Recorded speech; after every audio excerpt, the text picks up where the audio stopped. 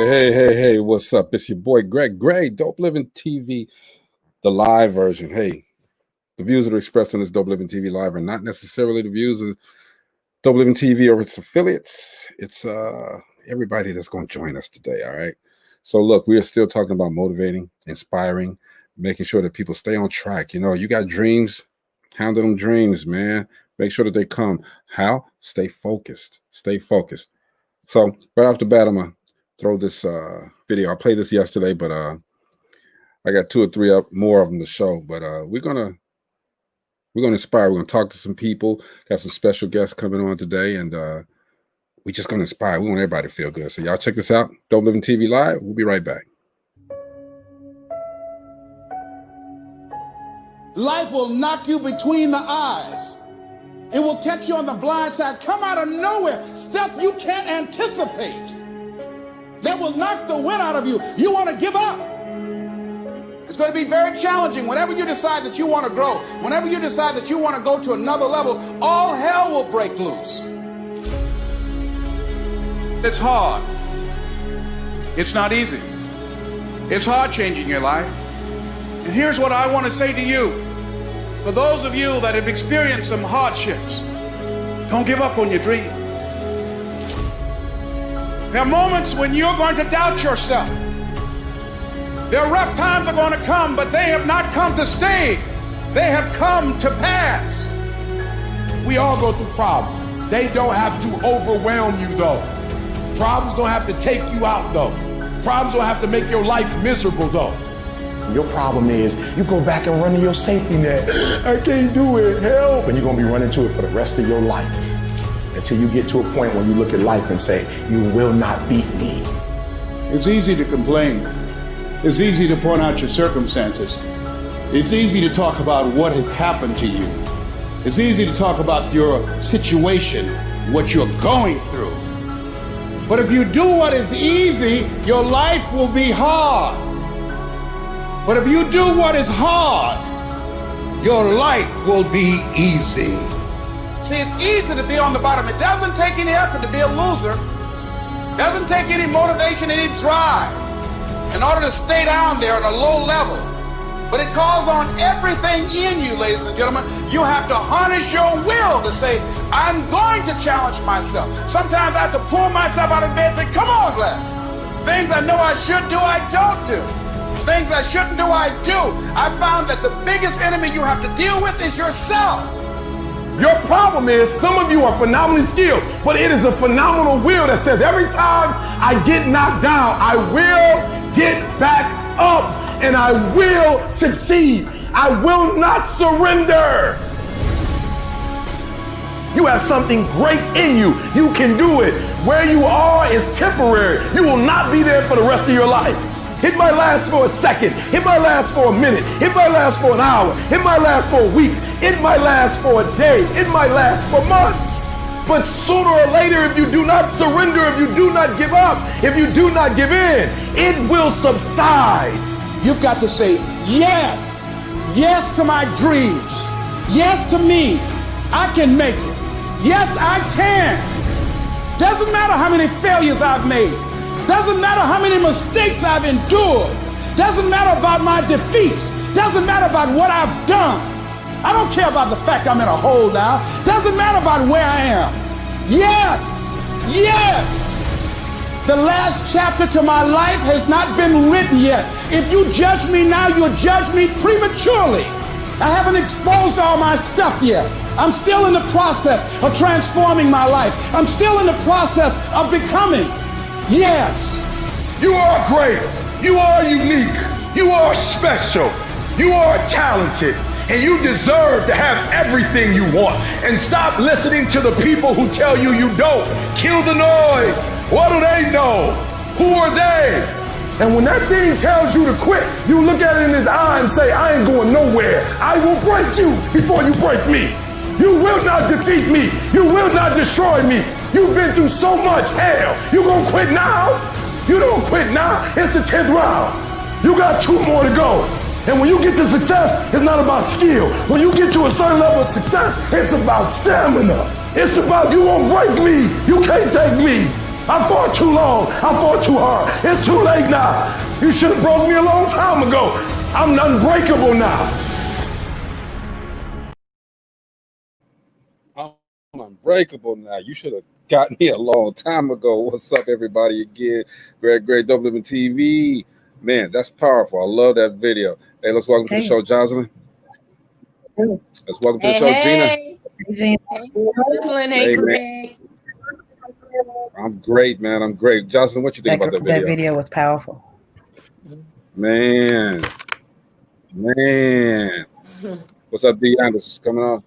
What's going on, bro? That was a very powerful video. I mean, it kind of summed up a lot of stuff that you always talk about, you know, on a daily basis. And I'm like, whoa, this has to be played. Got to do it. I had a couple of other ones. I'll play them later, maybe. Okay, but we're gonna have a good show today. All right, because we're still in the process of inspiring people. We're still in the process of making sure that people. I'm getting ready to sneeze. Excuse me. Bless you. Thank you. It's Jocelyn got them. I'm a badass glasses on today. She got them. Powerful stuff. To be honest, yes, sir. Very powerful. And hopefully he'll come on today and speak a little inspiration. But you guys, I'm telling you, we've been doing such a great job this week, and I'm so proud of the efforts that everybody is doing, has done this week, because we've inspired people. You know, people have asked,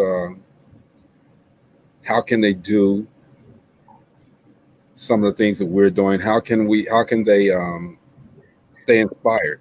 And hopefully we can answer them today. You know, Carl, you can come on here as well, man. You know, you're a very inspiring individual as well. Get on here with us, all right? We trying to do what I want to call it, an inspiring cornucopia of blessings and love and just wisdom, if you want to take it. We can't make anybody take anything that we got, okay? But we can always give it up. So, Jocelyn, I want to start off, and I'm glad you came on early. I want to start off with you. You know, I really, really love it when you come on and you bring the calm to the show. You bring the calm to the show. instead of the rambunctiousness that I do all the time, and everybody just welcome Chris Mills to the show. Yo, what's going on, yo? Got a hat on today, trying to be like G. Yeah. But Jocelyn, inspire us real quick. Give us something. Don't look like that through those fantastic glasses. Start us off with something real smooth, like real calm, like. You shouldn't have came on at this time. Normally, you're the fourth one, but you came on first today, so let's go. I'm not saying in a bad way. I'm just saying you're here now. We're listening. Everybody mute. Let's listen to Johnson.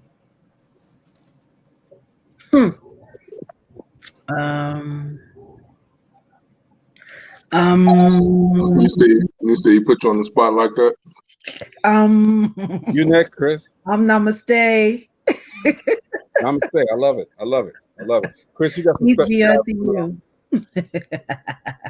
Chris, you're bringing us some special guests today. Am I correct? There you go. It's not today, Chris. Oh, we ain't gonna do it today. They're supposed to be coming on. Yeah, they said they are coming on at 5:30. So we'll see.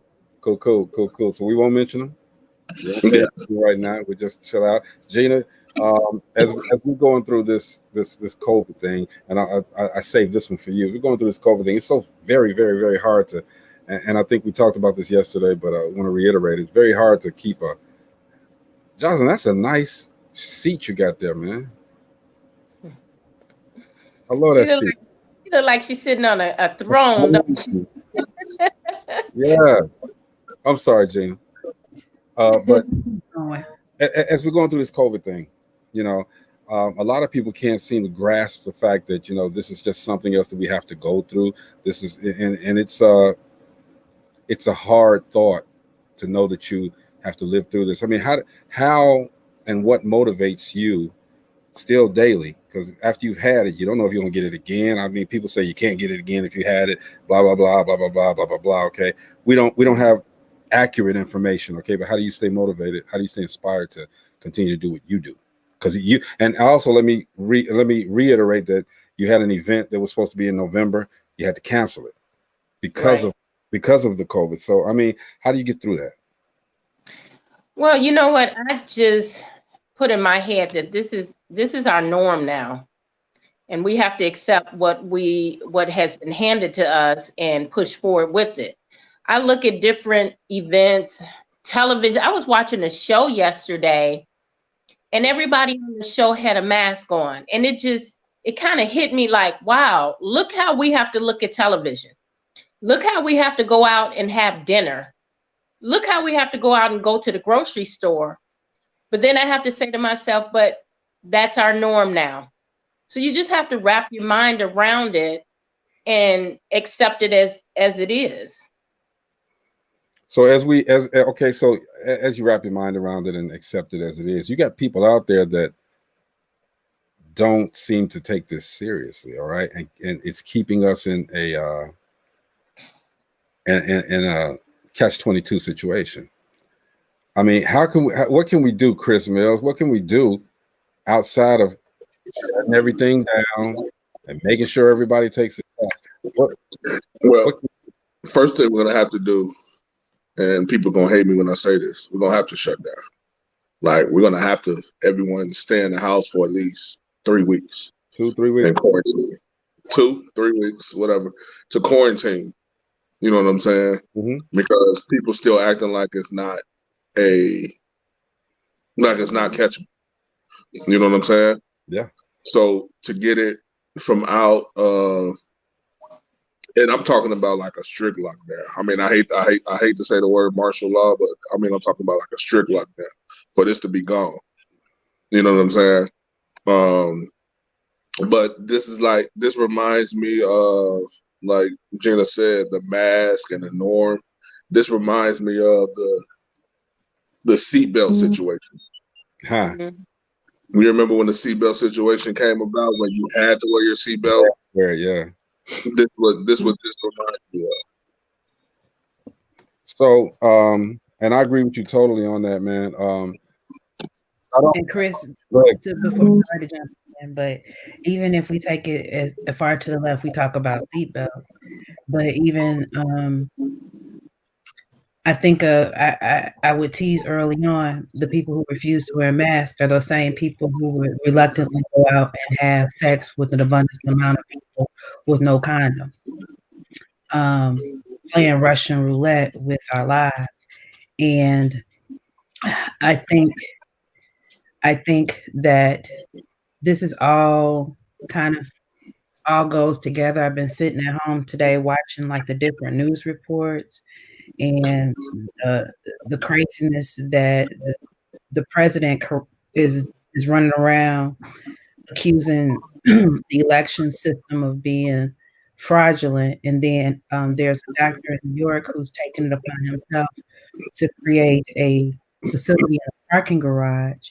And he retweets the picture to say this just further propagates that this whole COVID thing is a hoax. And he's further, mental illness is real. And there is a whole population of people out there that are buying into this. They're buying into anything that creates issue, that shows drama. And there's another level of people who are just begging to be a part of something. And then when you start mixing all of those different things, and then there are people who just don't question, who see and they believe, it's putting all of us in jeopardy. And so, you know, collaborative, we've got to protect. I keep talking about self-worth. You got to love yourself. If you're loving yourself, it's easier for me to love you. And that thing of empathy is just not there anymore. And that's when it comes to, I'll call him old boy now. When it comes to old boy, we really don't pay no attention to him because he's the type of, it's not the people that we should be concerned about. You know what I'm saying? It's those like they say, it's the stand down. What did he call it? The stand down and what was it? Stand down and stand ready. Stand back and stand by. Is that that. it's them versus the don't try me and get effed up. You know what I'm saying? That's what he's trying to bring it to. But what I'm saying is, as far you remember that person that was in class that'll say anything just to get attention. He wants attention, and he knows outside of him being in the position that he's in now, once this is over, it won't be no more intentional. And you know what? He can't go back to TV. He can't do it. I mean, he can, but ain't nobody really gonna pay attention to him. Well, he's gonna be heavily scrutinized. They just got a black district attorney or the attorney general in New York, and she has vowed to go through him with a fine tooth comb. But getting back, welcome Dr. Jory Lynn, everybody. Hi, Jory. You know what I want to Greg, is, after I got better from the COVID, I looked at things a lot different too. One of the things that I was most afraid of was, my mom catching it, with me having it. That was the thing that I was so most afraid of, that I didn't want my mom to catch it at 76 years old, because I know how my body was fighting. And, with her being a baby, I'm not too sure that she could have fought that fight. And so when I started feeling better, it's just I just have a different outlook. I don't sweat the small things anymore. I don't stress myself out every day, stand up 4 in the morning trying to get this done and this done, this whole list of things. I put things to the side now and come back to them. In my case, I just had a different outlook when I came out of being that sick. And that's what's motivating me now, to make sure that people around me understand and know that I love you, because it could be any day. You know what? You gotta go through something to get to something, man. And that, that's basically what we're doing. Yesterday we did a job of inspiring everyone, man. But you know what? And back to what I was talking about, what you were talking about, Chris. And I'm gonna bring Pat on here in a second. Not only, Chris, do they have to sit back and take 2 or 3 weeks, but you know what? Everybody, I don't care if you've been tested or not, everybody needs to be tested, mandatory testing for everybody, so we can weed them out. You know what I'm saying? And once everybody's weeded out, then we can start filtering everybody back in. Okay? We got to get the people together, because there's innocent people right now. Yeah. Well, the bad part about mandatory testing is pretty much like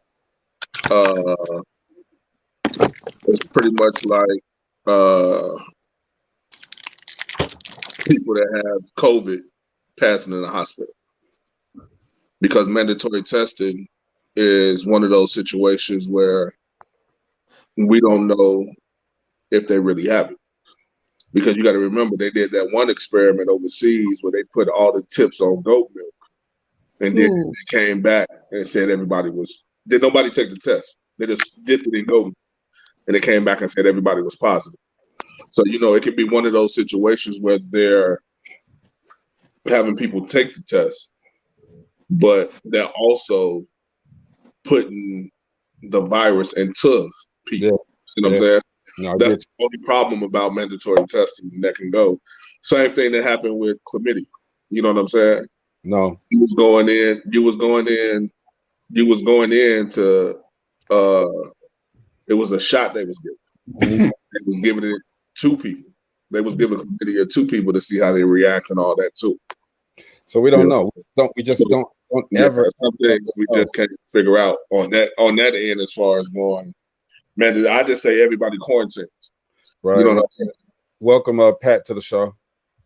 Hi, Pat. What up, Pat? You having that orange juice? You got to keep that vitamin, right? That calcium. You got any additives in that orange juice, Patrick? No, man. That's the one thing I will not drink. I'll drink enough for you. Don't worry. Is that pulp or non-pulp? I can drink moonshine all day long. I can drink a case of beer, jump my truck, go get another one. Never get sick. Give me 2 glasses of vodka and I'm throwing up like a little school. Nah, What it is. Now that's odd you say that because I'm the total opposite. I can drink tequila all day and vodka all day, but you give me one beer, I'm selling kids and everything. and you guys are inspiring me to stay sober. That's what y'all doing. Is motivate me not to ever drink. You know. Hey, that sounds like me. Hey, shout out to Felicia Brown, Carl Rayford, D. Yanders, and Paulette Will. They're tuning in right now. Well, it's a comedy and tuning in right now. Pat, what's going on, brother? Let me make sure I'm caught up to speed. You're saying we need to have mandatory testing for the COVID and the virus and everything? That was just my thoughts. That's all. Well, to me, that's a huge step on our Constitution. If that's the case, you got a mandatory test AIDS, syphilis, gonorrhea, whatever else that can hurt a lot of people out there. True that. Hey, Pat, you know they don't care about our Constitution. Come on. Hey, I tell you what, I'm fighting the fight every day for the Constitution. You know they don't care about that. If that's the case, people that do music won't get locked up for their words if they cared about our Constitution. Yep. Hey, Pat. My thing about the Constitution is if you're going to believe in it, you need to believe in it 100%. If I believe in the Second Amendment, then I need to believe in the First Amendment as far as freedom of speech. Yeah.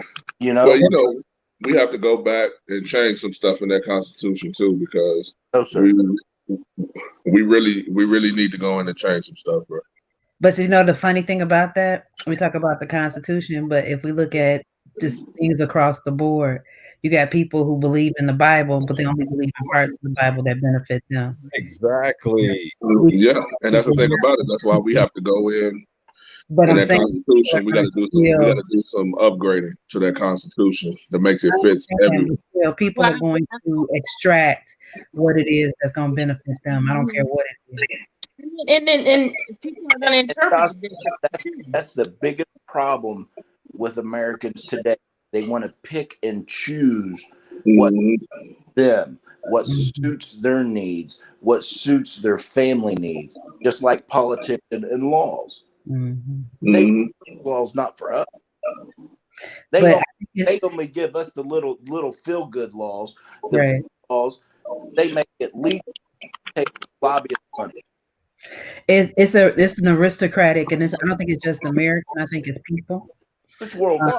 Yeah, and the thing of it is that we're all entitled. I don't care who we are. We can talk about other folks being entitled, but we all have a sense of entitlement. I don't want to deal with necessarily what a homeless is going through because I'm not in that. That's not my lane. But it's not my problem until it gets to my front door, and unfortunately, that's just us.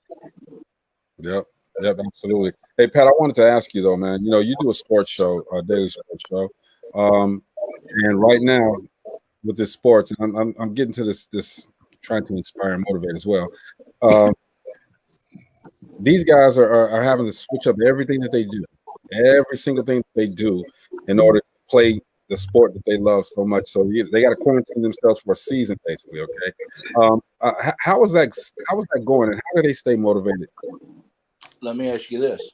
How are y'all staying motivated? What are y'all having to do to switch up to continue on with your life, feed your families, and all that?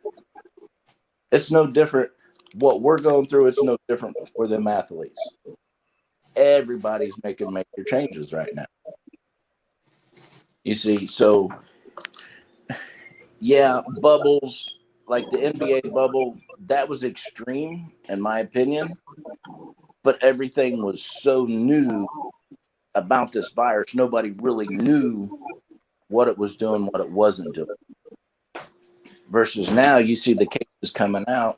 Yeah. You know, these athletes are getting it, they're spreading it, but nobody's getting hospitalized for it. Nobody is dying from it. Now, I'm not saying that they don't, you know, because there's real people out there that it affects in a real major way. We just got going through it in my house 3 weeks ago. Both my wife and daughter came up positive. They both had asthma. I got sicker than hell. I didn't get the test because to me it made no sense. If they're both positive, I'm probably positive too. You know, why waste resources?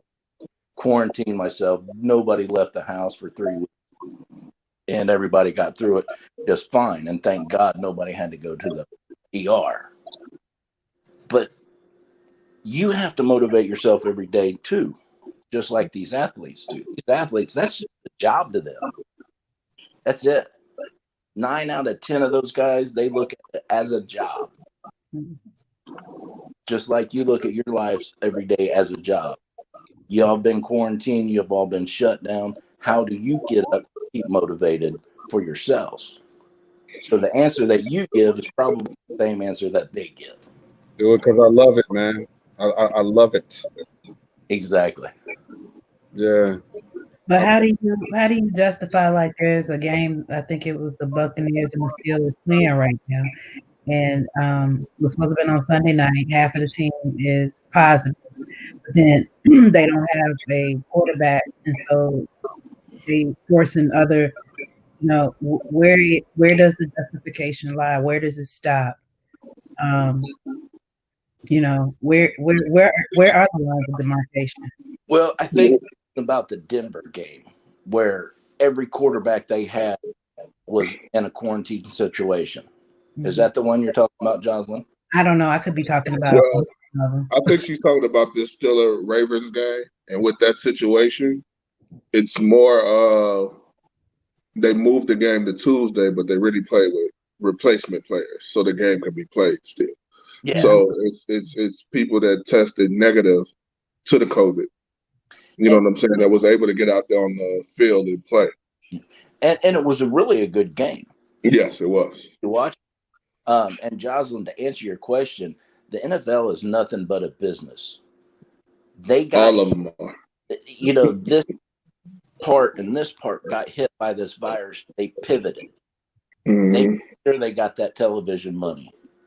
Okay. And watch we start having the Tuesday night football out of all of this when everything comes back to normal.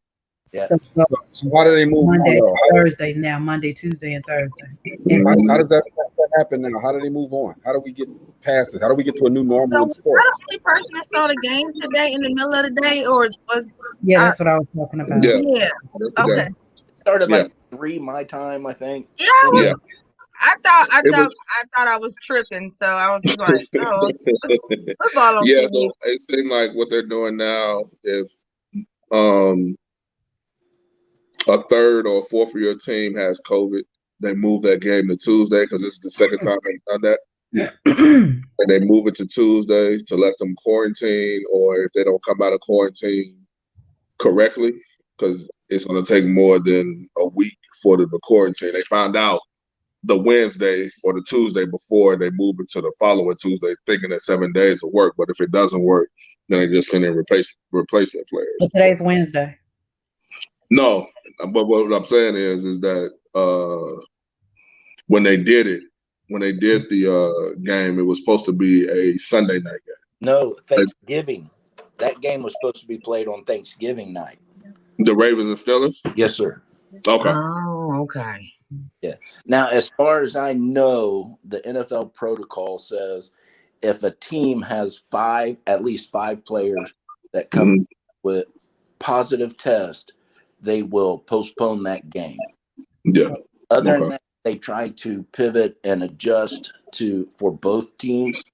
Like the Denver guys, they got caught without a mask, and they were exposed to somebody that came up positive. The other quarterbacks didn't come up positive, but since they were exposed, they had to quarantine. See, my thing is the way that the NBA did it was the perfect way.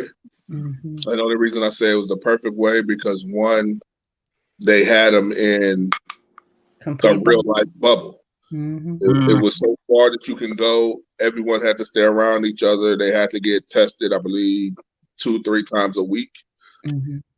While being inside of the bubble, if you go past this point, you had to do a mandatory 7 to 14 day quarantine. I mean, they had all that. And it is hard with the NFL, they're still playing in their arenas. Yeah, because how many people's on the NBA roster? Right. Yeah, but I mean, you can still do it at Disney, because Disney has what, 4 or 5 football fields. Yeah. But how do you move It can on? work. How can you move? How is it going to move on? Because we're sitting here, and we're under the martial law even now with the basketball, football, and everything else, man. Okay, we got to watch these guys run up and down the court. It's not the same, all right. So are they going to do the same thing on new season? Which starts when, in December? I loved it. It starts December 22nd. I loved it. The new season starts December 22nd, and they just got through with the old season. Yeah, they're in training camp right now. Preseason start on the 11th, season start on the 22nd. I loved every minute of it. People said they couldn't get used to not being fans. To me, it was just like a highly glorified pickup game. You know what I'm saying? When you play high levels of sports and you go to Hoops Gym in Chicago, or back in the day when all the hoopers used to come home and you go to Hudson Campbell and play. You know what I'm saying? It was just a highly glorified pickup game. You know what I'm saying? And I loved every minute of it, and I loved the way the NBA handled it, because what the NBA did made baseball do what it did, made football do what it did. But was it fair? I don't think it was fair to all of the NBA teams. I know they got the ones that were at that certain level, but I don't think it was fair to all the NBA teams. All right, it was wonderful. I loved every minute of it. You see players, and the only reason I say I loved every minute of it, because you see people that can play in front of fans and people that can't play in front of fans. That's what you found out. That's what you found out about the NBA and the way they did it. Because the way TJ Warren played, he wouldn't have played like that if he was playing in Indianapolis. It was lights out. He wouldn't have played like that. You know what I'm saying? We wouldn't have seen the Phoenix Suns go undefeated. But we still got the whole ball. Los Angeles Lakers won. I mean, that's probably going to happen if we played in the what's the name. But my thing is, what helped them out is that they had that break. If they didn't have that break from March to when they started back up, I don't think they would have went as far as they did. They probably still went to the conference finals, maybe even the finals, but I don't think they would have won. My thing with the NBA, they're going to be able to do whatever it is they want. Put them in a bubble. Don't put them in a bubble. Because this past part of the season, they showed it doesn't matter. They're going to put quality teams on the court. Yeah. Good quality basketball. And that's what now just like tonight's game, there was a lot of second, third string guys playing, but good competitive game. It was a fun game to watch.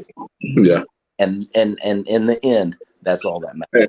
And that's what happened with the NBA. All the games was very competitive. You know what I'm saying? And to answer your question, Greg, what they're saying is, again, survival of the fittest, because the cream will always rise to the top. So the thing of it is that if you're not one of the best, it's going to propel you to do what it is. It's going to take you to the next level, or you're going to regress and find the lane that you're supposed to be in inevitably. Yep. Yeah. And one thing we're gonna have to find out is see how they're gonna do it now, because they're not going back to the book. So we got to see how the NBA is going to do it now. Start December 22nd. See, it's a goal that they have to reach. Okay, and see that I'm the best segue guy in the world. I got this video about achieving your goals. So y'all check this out. DopelivenTV Live. I'll be right back. I don't know if you felt this, but you've probably gotten a glimpse of this. That feeling of pride that you get when you set a vision for yourself, something big, something noble, and then you actually go out there and achieve it, and you work really hard, you struggle through the challenges, you build yourself up, you learn new skills, you develop yourself, you challenge yourself emotionally and in every possible way, physically, but then you finally achieve it. You realize that vision, and then you see the smile that effect puts on other people. So whether it was a business that you were starting or some charity work that you were doing, seeing the smile of you putting your best into it on other people's faces, that is the best feeling in the world. You should be feeling invincible right now. Because you know who you are, because you're a royal priesthood, a chosen generation. Like right now, you should feel invincible, powerful, strong. Look, you should be feeling like there's absolutely nothing you can't accomplish. Nothing. I don't care tests. I don't care what it is. Whatever you're going through in your life, You should feel like you could beat it. I need you to know that in order for you to get to that next level, you got to change your thinking. Like for real, you don't need no money. You don't need no stuff. The one thing you need to do to go where you've never gone before, to have what you've never had before, is to change the way you think. If you were amazing, if your life was amazing, what would amazing look like to you? Life was amazing. What would amazing look like to you, man? I think I picked some good videos today with y'all. Great job, Greg. Man, thanks. Hey, let me bring this something up, especially to the guys and ladies too. If you watch basketball, you know how typical NBA season starts. Everybody is just kind of out there lackadaisical, going through the motions, getting their legs back to them. You won't see that no more. Because nobody knows when everything's going to stop again. Nobody knows when the bubble's going to happen again. Nobody knows. So right now, if you're a competitive team, you're coming out the gates swinging because you want to be in those top tiers if something does happen again. Because like Greg was saying, it wasn't fair that some teams didn't make it. Some teams didn't do that. You should have competed a little harder at the beginning of the season. And I think this is a good thing that's coming out of it, that we'll get better quality basketball at the start of the season now. But Patrick, shouldn't we be doing that in life anyway? Come out swinging as hard as we can from the gate? 100%. But there's some coaches that have a mindset that, hey, this is a distance race. We need to pace ourselves. So they don't. You know, they have acceptable number of losses. They have acceptable numbers of wins. But now with the uncertainty of everything, every win counts. Every win matters. And it's so funny you say that. I immediately thought of my older brother. He works for Microsoft and has been there about 25, probably going on 30 years. And I remember there was a transition period when I was still trying to determine what it was I wanted to do in life. And I had asked him about positions at Microsoft, and he said, "You don't want to go there. They're not hungry." I said, "What do you mean they're not hungry? You could work there less than 5 years and come out a millionaire." He's like, "They're not hungry." And that's kind of what you're defining. You've got people who felt like they've reached a plateau, and so therefore their hunger and their urgency to do, be, and have is not there. And when we talk about what motivates, it's, again, going back to your why. Why are you doing it? Are you doing it just to catch a check? Or are you doing it to achieve some goals, make some things happen? And I think that is going to have to refuse your winners from your losers. How is it that even with the break or without the break, that the Lakers still got to that plateau? I think one of the biggest motivators for them was honoring Kobe. And Kobe, everything that Kobe put into that game, and unexpected death on top of COVID, just kind of propelled the momentum that regardless, it was a great push. Yeah, and I'm not a LeBron fan at all. Neither am I, but I do like his. I was happy that the Lakers won that because I was a Kobe. So let me ask a question. So I know we've been talking about professional football and professional basketball, and I do indulge. I like them both, but I am a college football and basketball person. I live for March Madness. You know, I live for the Thanksgiving games down in the South because, you know, if you've ever been Alabama, down in Montgomery in Alabama around Thanksgiving, it's a whole world within itself down there. They for real. Roll Tide and War Eagles are real. Yeah. And so I think about the missed opportunities a lot of those college students had, because all year they've been coming out swinging because, you know, they're looking to get picked up. They're looking for the draft. They're hungry. They hungry. They hungry. Like Jasmine was saying, you know, that hunger. They got that hunger, and COVID hit. How does this change the game now? Massively, because now when they have the opportunity to come out swinging, they're going to swing 5 times harder because they don't know how many more opportunities they're going to get. But the seniors don't have them. They don't have it anymore. So I mean, so is this just lost? Yeah, the old saying, "Sacrifice one for the many," comes to mind. The NCAA, what is meant to be will be. It's not lost. The seniors can do another year. Yeah, it's not lost. No, the scouts have seen that talent, so the scouts still see it. They're not lost. They just missed the opportunity, quote unquote, to play, but it's not lost. Yeah, I got somebody right now. I got somebody right now that's involved in that.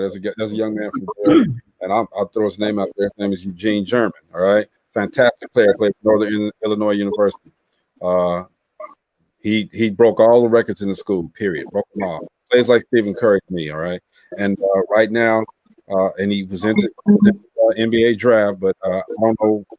I haven't checked to see what happened to him, but right now, it's just different. Everything's different. What's going on, Maurice Bishop? Ujimar is on here with checking us out real quick. Deanders, Morton.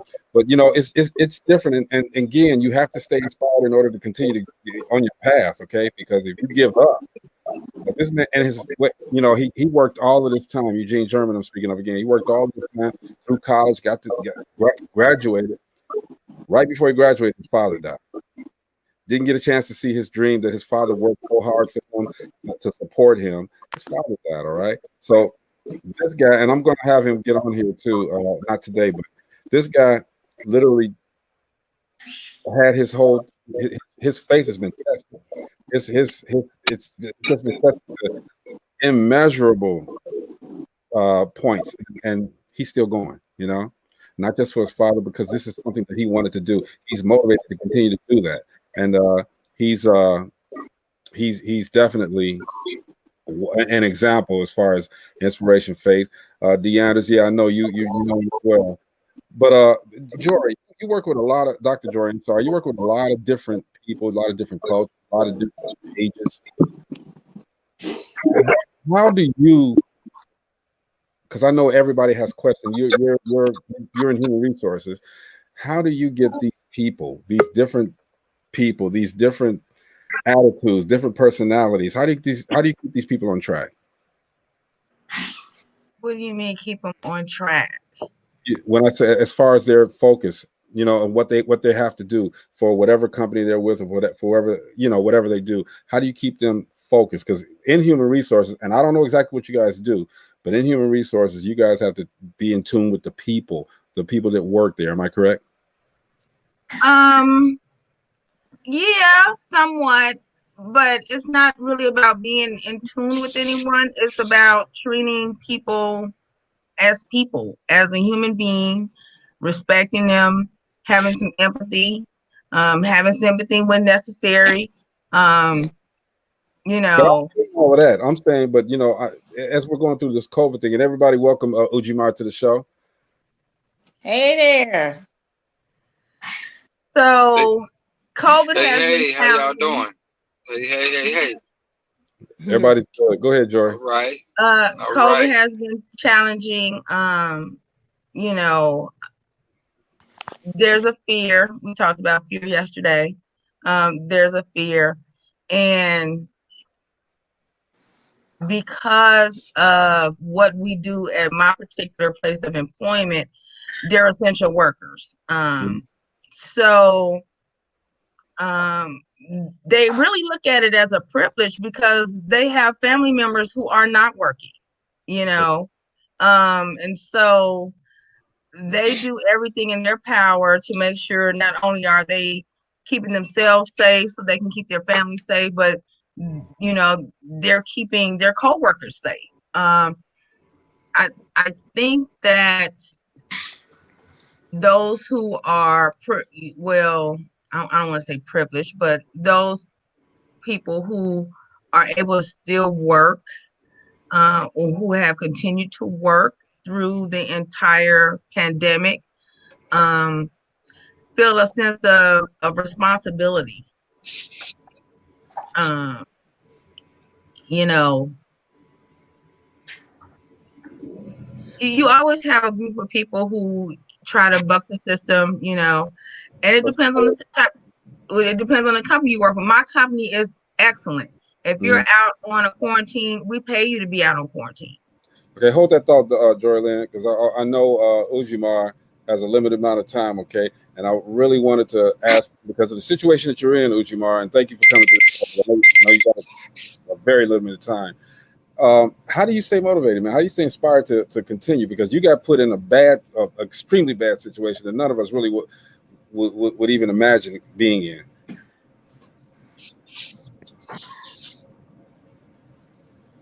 How do you what? How do you, not us, how do you stay motivated in the situation that you're in right now, man? How do you stay inspired to keep on going? Well, I mean, as far as this situation we in right now with this You. COVID, I'm not talking about the COVID. you have to keep a strong mind. Not talking about the COVID. Well, I keep a strong mind. Huh? I'm not talking about the COVID. I'm talking about your situation. Say that again. I'm not talking about the COVID. I'm talking about your situation. Yeah. Well, as far as me, They didn't cut him off. He's in a situation, everybody, but we all know about it. He did some time, came out, did everything they asked him to do. They put him back in because he didn't serve all of the time. I don't get that. Okay, but there he is. Go ahead. Go ahead, Ujimar. He got Ludine's phone. Well, me personally, I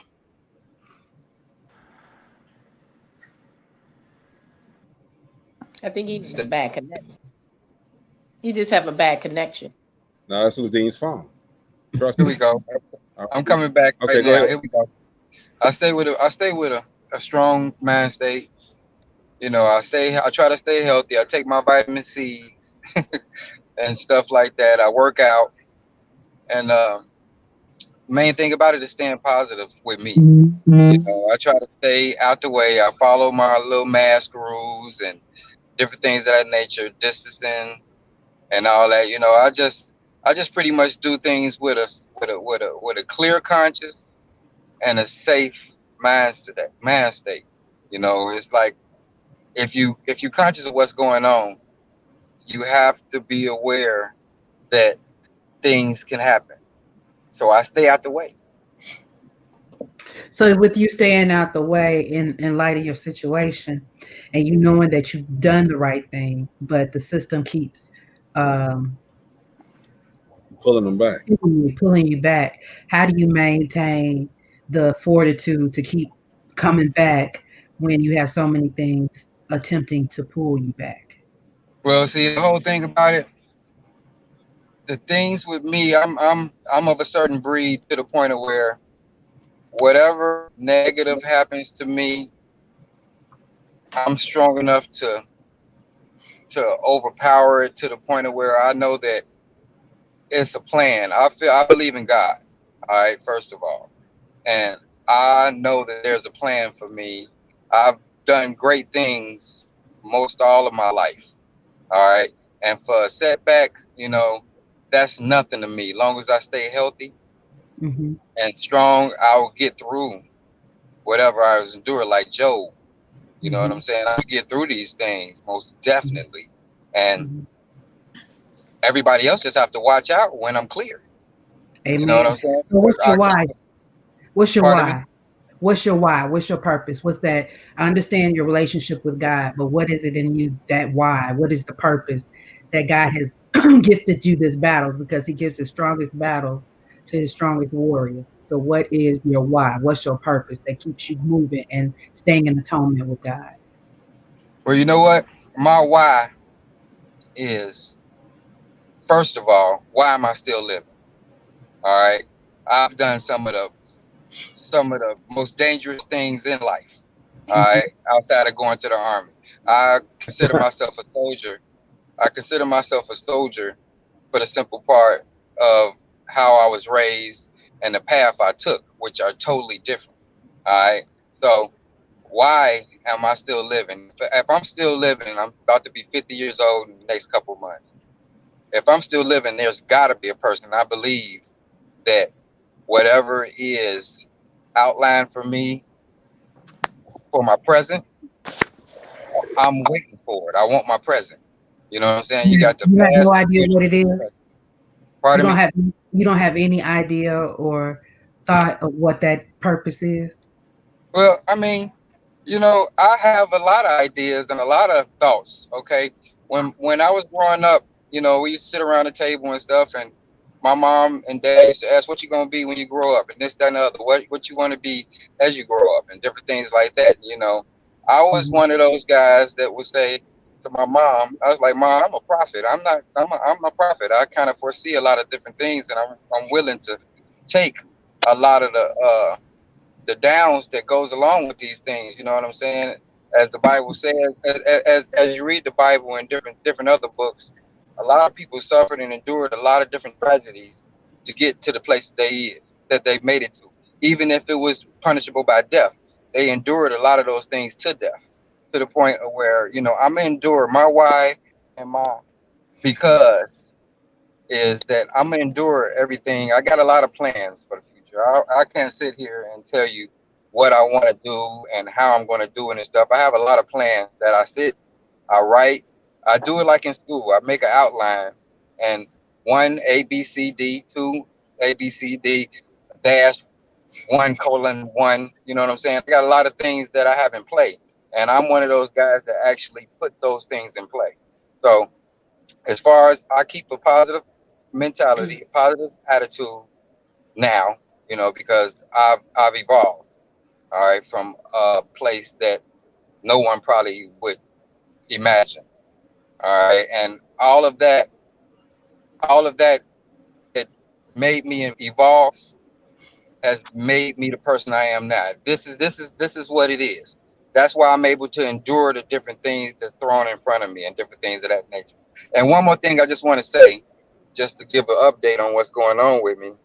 I did hire a lawyer to see if they can get me back on house arrest or something of that nature to get me out of that place I'm in. And the prosecutor shot me down. Okay. Wow. But wait a minute. But a couple days later, the lawyer called me back and said she would take my case for the situation that I've already done time.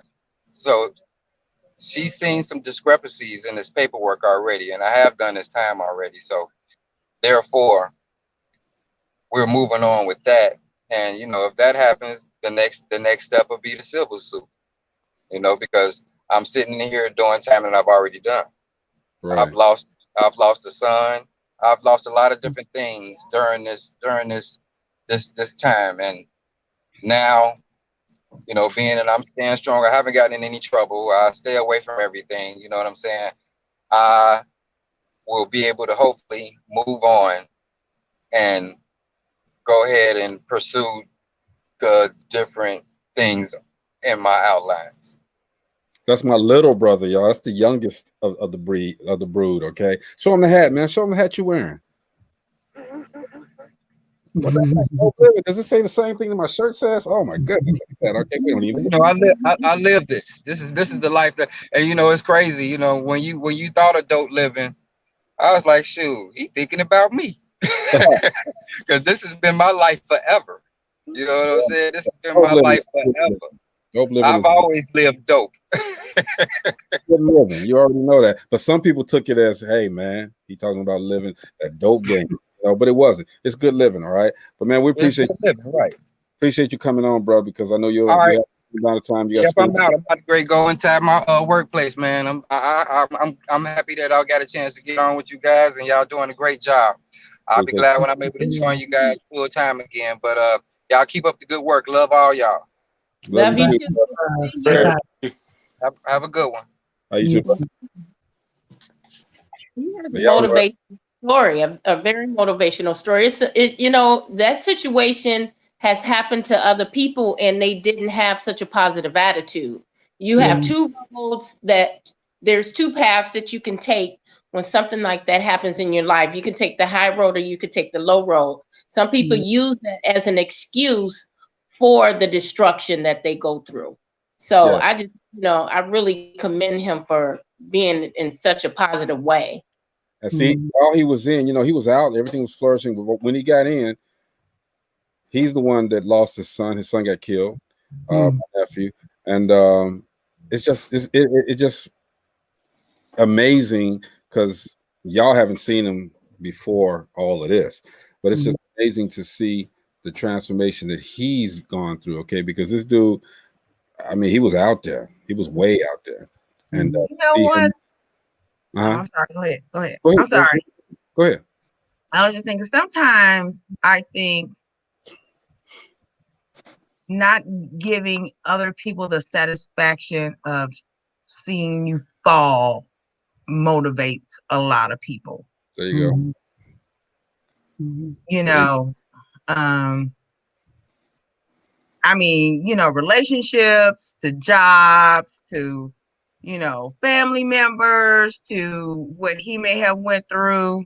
I don't know his entire story. I'm just kind of piecing it together as you all talk, but it seems like, you know, for what I get from him, what I pull from it is like, yeah, I don't care how much you beat me.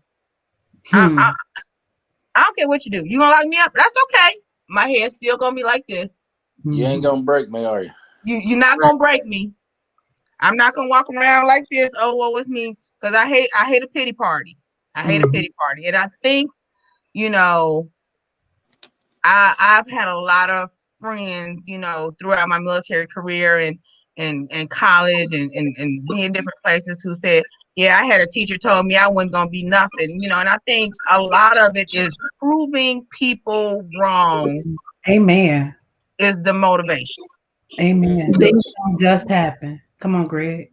They happen just. Let me on what Miss. I gotta add on to that.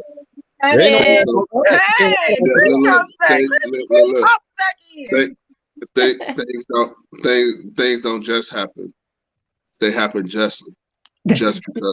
Wait. Okay. Just because. You just had to add something on there. You just had to add something. Just because. Because it's just. Because it's just. Okay. Joy Johnson trying to give me more shit to remember now. See, I got Hey, things don't just happen, they happen justly. Go, Chris. Just because. What did you say, Joy? Because it's just. My shirt has now turned into a tuxedo. No, see, hey, banana final. You know how your teachers used to do when you catch on to something, they got to add something else on to it. Yeah. Let me have mine. This is conjunction junction right here. We just gonna keep adding trains to it. Right. I hated that too, man. Now I think this is a solid point that Miss Gina was talking about as far as what you're going to choose. You know, every day, each and every one of us is hit with adversity, troubles. We go through our own testaments. What are you going to choose to do with it? Are you going to be a positive mindset like Uji, or are you going to have a negative? When you figure that out for yourself, you'll see the difference. You'll see the difference. So down on myself for that one, because when it started crumbling, it just kept crumbling and crumbling and crumbling and crumbling. Or I stay positive in this situation, and it wasn't as big as I thought it was. Would you agree that everything is mental? Yes. Yeah. Well, I mean, you know, most of the time is we don't know the outcome of the situation, so we think it's bigger than what it is. But isn't that everything? Some things we like. If I went into a way to get somebody financial help, I know how to do that. You see what I'm saying? I know what the outcome is going to be. Because you had to find, because you knew what the onset was. So just like if I walk into the room and I turn on the light, I have the expected faith that that light's going to come on because I paid my bill. Exactly. I paid my bill because I went to work and I put the money in the account to do that. Right. These are common acts. Right. However, if I show up and unlock the door at this business, my uncommon faith is no longer uncommon because now I have to predicate the success of me turning that knob on somebody else aligning with my will. Yeah, that's true too. But you got to realize when you every day you wake up to go turn that knob, you have the motivation. You have the motivation that today's going to be a great day. Oh yeah. Because if you didn't have the motivation, you wouldn't wake up to go turn that knob. So if I wake up and say, "Oh, today's going to be a shitty ass day," guess what? You're going to have a shitty ass day. Yeah. My wife's got a chalkboard. I don't know if I can flip the thing around, but she writes shit on it all the time. For a long time, she had written up there, "Today is a good day to have a good day." Amen. And I love that, reading that every day. I got a question, Pat. Was she listening to Ice Cube when she wrote that? Just say that, Chris. Hey, you never know, man. That's great to say that. I put it's a painting on my wall and it says, "Faith is not believing that God can, he will." And that's what I wake up to every morning. That's what's up. What I had on my wall is never let anyone control your day. Amen. What you got, Jory? What I got? Yeah. I just wake up thankful for the mercy. I just wake up. You used them all up the day before. The day before. I tell y'all, I wake up every day, and all I say is thank you. Amen. Amen. Ain't nothing wrong with it. Whatever happens after that, but I know that I got at least a bag full of mercies. So, I see my I take small steps and leave huge footprints. Period. I love it. I just talked to him. He said his phone won't let him do it, the phone he got. So he said he'll be on Friday. He said, well, both of them said they'll be on Friday. That's what's up. Hey, look, y'all tell me if y'all can make the sense to this one. This is a little video called One Common Goal. All right, y'all check this out real quick. We'll be right back. DopelivenTV.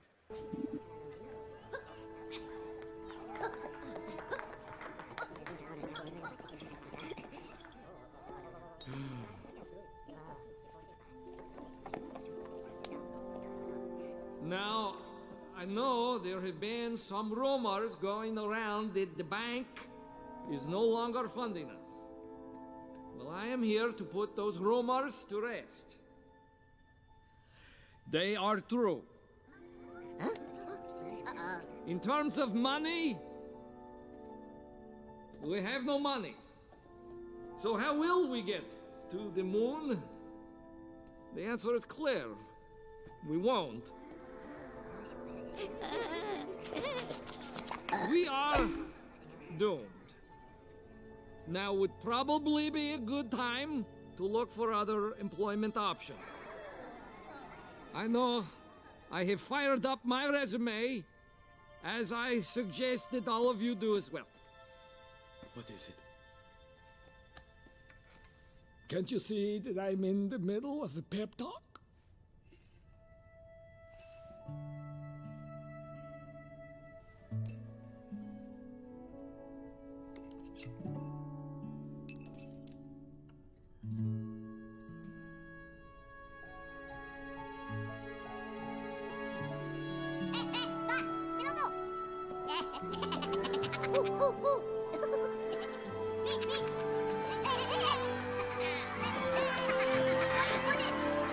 Yes!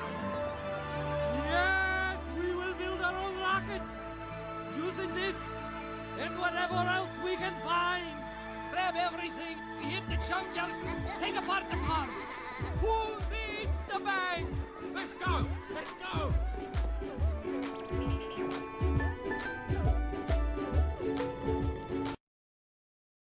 All right. So first of all, I love that movie. I've seen it several times. Thank you, Greg. So to bring some levity, unless y'all want that other one. No, that was perfect. That was Thank cool. you. All right, cool. Thank You know, before we do get off, we got to play the young lady, the little baby. I love that little video.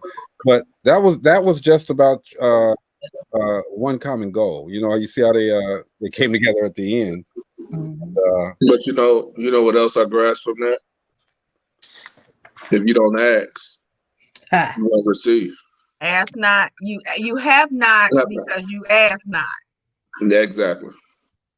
Because with him telling the story, it came out of nowhere. Like, I'm not wishing this on you, Jocelyn. But if something was to happen to Jocelyn's restaurant where it was a doubt, I believe she has enough people around her that would help her come up out of that situation. Oh, she got more than enough. But you know what, Chris? And I was trying not to be emotional. Mm-hmm. So I got a call from my financing folks last week, and they need final numbers from the construction folks and everybody else, right? Mm-hmm. And he kind of put the hammer down, and he said that if they don't get the numbers before the end of the year, my funding is pulled. What? And so, because they're depending on funding that comes through on an annual basis to fund the project. Yeah. And so I have been working nonstop with the architects and my contractors and everything that could potentially challenge the situation. From I had a courier that went last week before the holiday to pick up some drawings from Indy. $200 to get the drawings that were not mine. Tried to reorder the drawings that were supposed to be ready on Friday that still are not ready. The architect drawings that were supposed to be ready before the holiday, we just got 95% renderings yesterday. And I was supposed to get back to the finance people today with concrete numbers, which I don't have. And so in that video, when he sat there and he said that the financing was gone, it kind of hit a chord. And in spite of everything that's going on, things are still going on. And it's a huge leap of faith to know that God didn't bring me this far to leave me. And even before the show came on, I had a sense of peace saying, you know what? And I've said this before, where you think your blessings are coming from are not necessarily where your blessings are coming from. And I had dreams where this $500,000 is no longer a sole liability to this business, but it is actually the community building this facility, because it's not about Jay's Breakfast Club. It's about changing the trajectory of this community. And so that video just kind of solidified to keep going. And let me add on to that, because one, with your situation, it was probably a sign. It was probably a sign that, one, they're probably going to overcharge you for their work that they were trying to get the numbers from you to work, so they can work the number. They want to know your numbers so they can work the numbers out on their end. You know what I'm saying? So sometimes it's that.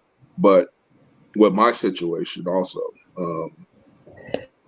my situation is similar to yours, Jocelyn, because with Tony Shea passing away, you know what I'm saying? He had 65% of the buildings that we wanted. So now I have to figure out how that's going to play into our project now. And with that being done, it's either going to be easier or it's going to be harder. There's one or the other. There's no in between. So when you talk about renderings and all of that stuff, because like I said, we were talking back and forth with them, but it was evaluations, land evaluations that we needed, that we didn't have at the time. We were working trying to get that squared off and taken care of. And with us doing that, getting what we're about to get to now, this happens to him. Mm-hmm. You know what I'm saying? Mm-hmm. So it's motivation for us as the team that I'm with and I'm on and I'm a part of and started. Mm-hmm. We are motivated to still keep the project going. Absolutely. With or without his properties. Absolutely. Yeah. So I mean, it was probably a situation for you that things don't just happen; they happen justly. You probably got the wrong renderings for a situation that, such as this. Yeah. And going Because, back to what Pat and Gina said, how do you look at it? Do you look at it as dude came in and sat down with his head hung low, or you do like I did today and you just keep persevering and pushing and putting things in perspective and still writing the checks and still going out and making sure the things are still spending? And that's what I chose to do. and one thing that people don't understand, you know what I'm saying, for people to put the hammer down, they're counting their money for next year. They count their chickens before they happen. That's why they want your numbers. You know what I'm saying? They're not the last construction company there is out there. You know what I'm saying? So don't let that get you down.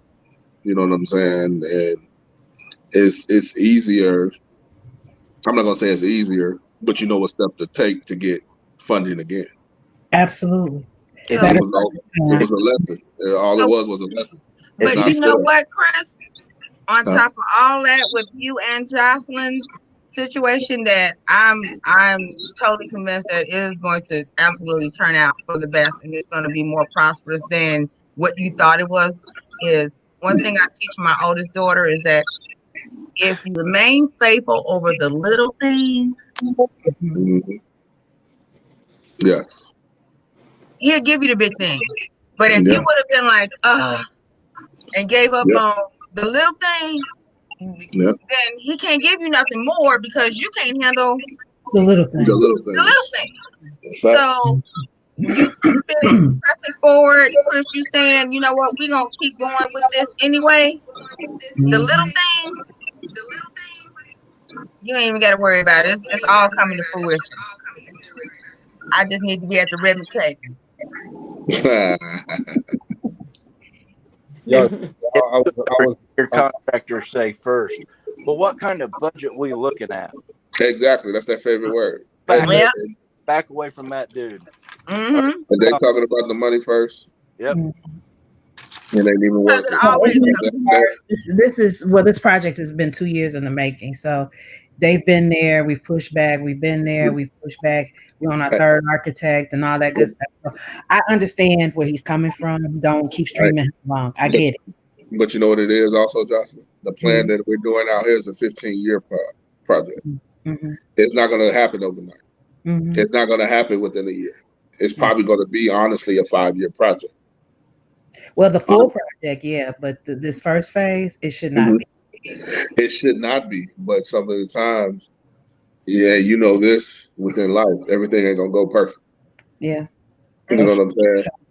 It's So gonna be. I worked for the empowerment zone in Gary. I was there for 8 years. We were doing economic development, so we were the ones who built the Dusties and the county market, and so, and I'm listening to your stories, and I'm remembering the many sleepless nights me and the executive director had at the time when we were getting these projects funded and working with the different contractors and them talking about budgets, and then and you can give them a number, but they've already built in incidentals. Right. Kind of like a hotel, when you go to check in, the hotel say, well, we're going to $50 off your card today for incidentals, rain, somebody coming on the line and stealing material, and all that they try to cram into your budget. Right. Things not going right, something, electrical work or anything. So it is, it's painstaking, but I'm glad that there is something greater. Yeah. Because there's nothing worse than a person who overcharges you and then gives you bad work. Shoddy work. Yep. Shoddy work. And that's what you don't want. You know, one thing about you, Jocelyn, you already have a backup plan because that's what you talk about all the time. So we know that there's a plan in the making in case this doesn't go through. So that's that confidence, that's that faith in her abilities, you know. It's the little things, baby. It's the little things. Yeah, they get you to the big things. We can't, you know, we can't let one mishap change the whole course of our. I mean, we can alter the course so that that same mishap won't happen, but we can't let it change the whole course of our lives. You know, we got to stay steadfast. And me personally, I mean, you all know me. I don't think there's been a moment, except for when there's been extreme tragedy in my life, that you guys have ever seen me sad or down or anything like that, because, you know, there's nothing that man can do to me that's going to defeat me. You know, nothing. You know, I place all of my trust in God. And I'm so glad that we, at times, we do speak spiritually and we invoke that spirituality that we all have. Okay, but I'm a very spiritual person. I like Dr. Jory says all the time. You know, I got mercies. You know, I wake up and I'm glad I got a chance to do that. You know, first of all, but mishaps are just things that happen. Man cannot do it. And Jocelyn's a prime example of shit going wrong and just moonwalking through it. You know what I mean? Period. It's a beautiful thing. All right. And I learned a lot from each and every one of you guys. All right. Pat, it's so good to see you, man. You know, I ain't seen you in a while, brother. So hope everything's going well with you. More stories that we haven't got to tonight.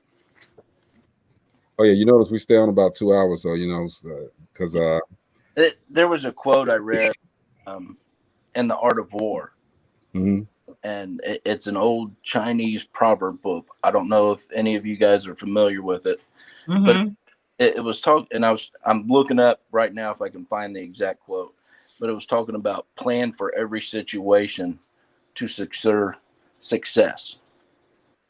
So in your plan, you don't just plan what I'm going to do to get from A to B to C. You need to plan what happens if I hit B and I can't go no farther, and I need to divert and go around B.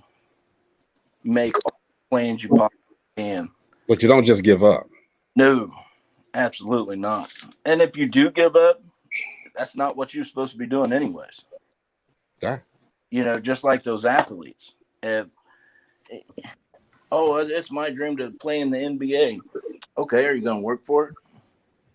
They ain't gonna give it to you. No, I'm not staying after practice. Okay, then you really didn't want to get to the NBA, did you? Right. I mean, and you know, it's one of those situations where, I mean, I know we all remember that picture of a miner mining, and the gold is right there, and he's right here, and the gold is on this side, and he just need to hit it one more time, and he's where the gold is, but he's turning and walking away. You know what I'm saying? A lot of people, and it goes back to what we talk about entitlement. You know what I'm saying? People think they're entitled because they're this good, not knowing that there's people that's better than them out there. So they need to practice. Like Pat said, they need the after practice work. They need that. You know what I'm saying? The coach ain't gonna lead you the wrong way. You know what I'm saying? It's just about the desire within the person that's gonna get them where they want to, where they're trying to get to. There was a video I shared earlier this week. It was in my memories on Facebook, and I was trying to find out which athlete it was, but it was a basketball player. And he said that when he went to go play the Lakers, he went to the gym before the game, and he wanted to get in 300 shots. Gilbert Arenas. And when he got there, Kobe was already on the Gilbert. Yeah, that was Gilbert Arenas. Yeah, he was already practicing, and he was practicing. He said he had to have been out there at least a half an hour before him. He got his 3 shots in, and Kobe still kept going. And said that he was so intrigued that he sat there and he just watched Kobe keep practicing. And then, of course, they played and Kobe dropped 4 shots, 40 points or whatever it was during the game. And he asked him afterwards, he said, now, I know I came in hardcore. Now, how is it that you did all of that preparation, then came in the game and got 40 shots or whatever it was? And he said, you motivated me. He was like, I motivated you. He's like, yeah, there's no way I was going to let you outwork me. Yeah. And that was from the champion. Yeah, and that's what even though Gilbert Arenas was a talented player, he's one of the few that I could say on a one-on-one matchup that's probably have got the best of Kobe. Jay Williams. Oh, you talking about the Jay Williams story? It's a story like that about Gilbert Arenas also, where Gilbert comes to the Lakers stadium and Kobe is there practicing, and Gilbert said he's going to wait till Kobe's done before he gets on the floor out of respect. And Kobe doesn't get off the floor. You know what I'm saying? He stays there shooting shots, practicing his shots, putting up 300, 400, 500 shots and doing all that. So Gilbert was like, next time I have to come, I have to beat Kobe there. So he has to wait on me now. All right. And that's motivation. That's motivation. Yeah, that goes all the way back to when I first logged on with you guys. And you guys were talking about mindset. What's your mindset? Are you going to let somebody outwork you, or are you going to outwork them? Yeah. I mean, it's like Dr. Joy Lynn said earlier, and Jocelyn said it. It's all mental. If your mental is strong, then you can pretty much outlast anything. I found that quote after looking through the book 3 times. Yeah, I mean, because now we're in a world where everything is at our fingertips. There's nothing we can't look up. There's nothing that we can't research. You know what I'm saying? So any position that we're put in with faith and knowing what to look for, research, you know what I'm saying, we can get out of any situation that we're in. And tap other people. Sometimes people are afraid to reach out to others. I'm one of those. You know something, I don't care what your title is. I don't care what your position is. I'm going to tap into what you know. Yeah. And then I'm going to tap into what you know and still go researching more myself. Right. And the thing is that you have the ability and the comfort in asking somebody because you're comforting your knowledge. So therefore, I respect comforting yours. Because again, we're but a big old puzzle, and everybody has a different set of talent, skills, and abilities, and we need each other to be everything God has created us to be. Exactly. I'm out of Indianapolis. If you ever need me to pick something up or make sure it's the right, reach out to me. Will do. Yeah. I ain't afraid to help anybody by no means. Appreciate that, Pat. Yeah. I'm doing things. Prepared for all circumstances is what ensures certain victory. Yeah. But if you get a chance, read that book. It's a book about war, but you can apply life and business strategies like you would never believe through the right mindsets. On that note, remember December 10th, everybody. Got to. I'm gonna watch it for my 3rd time. I'm lost. I don't know what. Okay, clue me in. We'll talk about it when we get off. Okay. The Shack. Oh, we can say the name. Yeah, we can say. I mean, you gotta know the name of the movie. I mean, okay. Yeah, watch The Shack. Have you heard of it, Dr. Joy Lynn? Olivia, what's her name? Spencer? Is that her name? Yeah. Oh yes, yeah. That one. I've seen it. You watch it again because we're gonna have a full-fledged discussion on the 10th.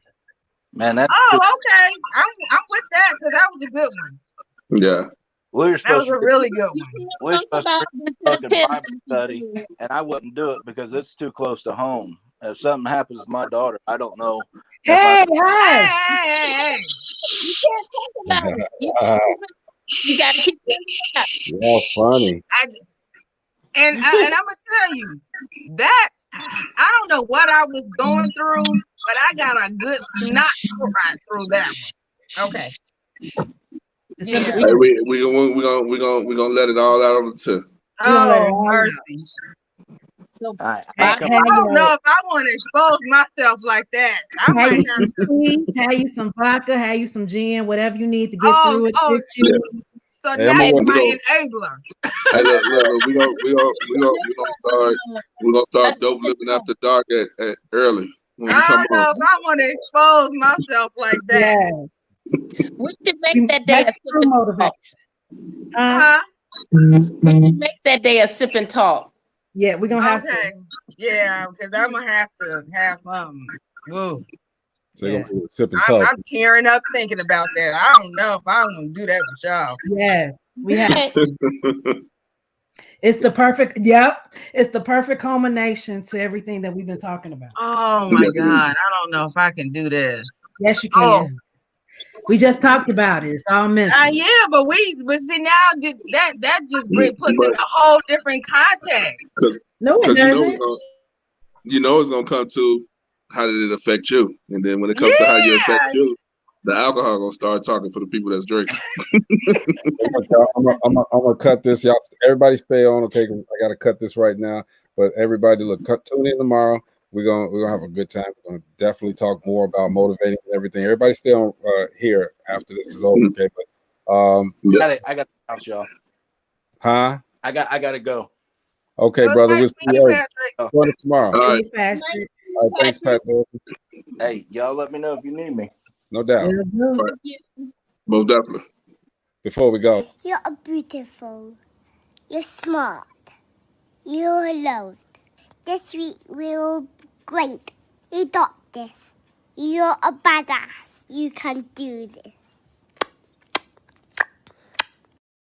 I love it. I just love that. No more to say behind that, y'all. We are motivating this week. We're inspiring, telling stories. Get in with us, y'all, tomorrow. Dope Living TV, 7 o'clock p.m. On behalf of my people, my wonderful people here, Dr. Jory Lynn, Mr. Chris Mills, Dina Gasson, Jocelyn, Kelly, we will see you guys tomorrow, okay? Dope Living TV Live.